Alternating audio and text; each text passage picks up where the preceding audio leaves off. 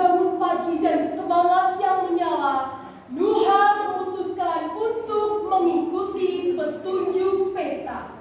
Ia pun memulai perjalanan ke negeri pelangi, negeri yang hanya muncul bagi mereka yang mau belajar menjadi lebih baik. Nuha memulai langkahnya dan sampailah di tempat pertama, di lembah hijau.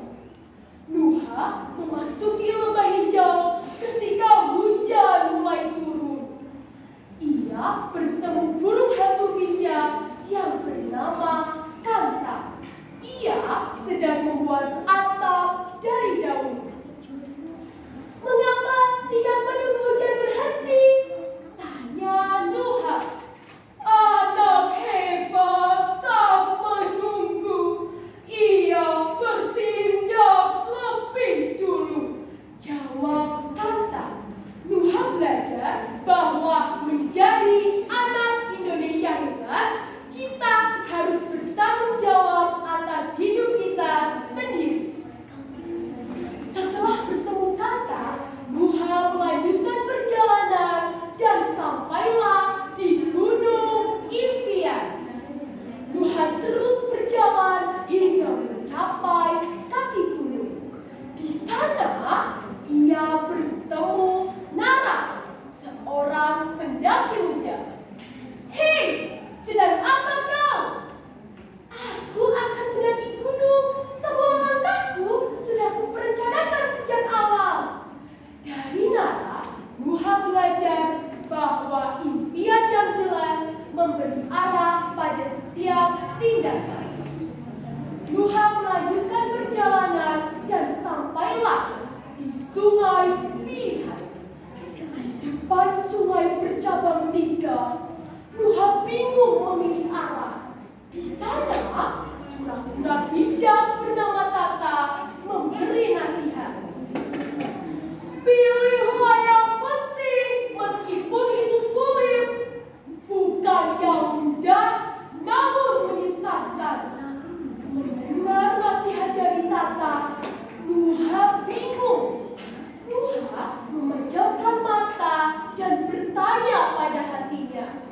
Dengan tekad yang kuat, Nuha memilih jalur yang menantang. Tapi benar, ia belajar bahwa anak hebat tahu memilih yang utama bukan hanya yang menyenangkan. Nuha terus berjalan hingga sampailah di hutan damai. Di tengah hutan rindang, 2 rusa berselisih karena memperebutkan buah. Nuha mendekat dan berkata, "Bagilah buah itu, lalu tanam bijinya bersama.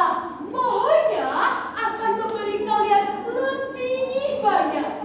Rusa itu tersenyum dan berbahagia.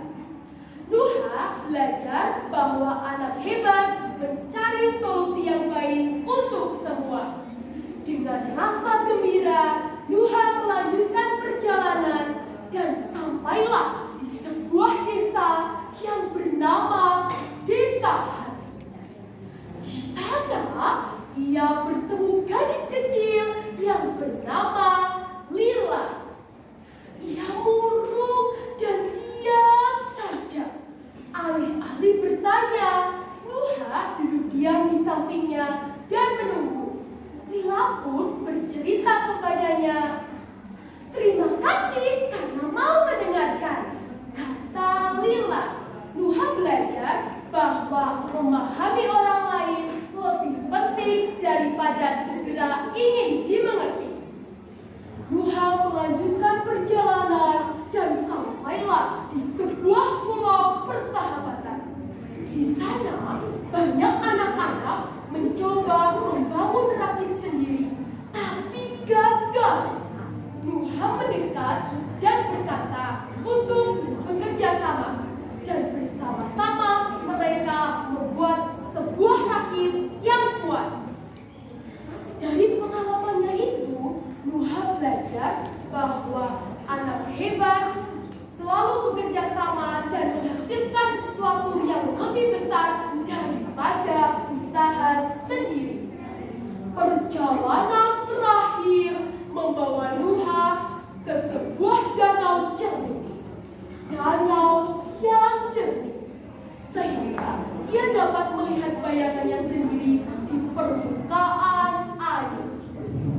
Ia duduk, membaca, berlatih, dan merenung. Petualangan ini belum berakhir. Aku harus tetap belajar. Nuha belajar bahwa anak hebat selalu menjaga tubuh, pikiran, hati, dan jiwa. Kini, ketujuh permata kebiasaan hebat telah ia temukan. Nuha kembali ke desanya